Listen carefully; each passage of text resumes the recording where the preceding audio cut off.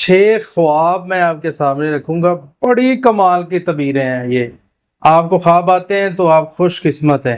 وہ کیا ہے؟ نبی صلی اللہ علیہ وسلم کو خواب کے اندر دیکھنا، یہ آپ کا بڑا ہی پیارا خواب ہے، آپ لکی آدمی ہیں۔ اسی طرح خواب کے اندر آپ دیکھتے ہیں قرآن مجید کو، کعبے کو، اور اس کے ساتھ ساتھ آپ میدان عرفات کو دیکھتے ہیں، اس طرح جنت کے باغ دیکھتے ہیں، روشنی دیکھتے ہیں، سفید لباس دیکھتے ہیں۔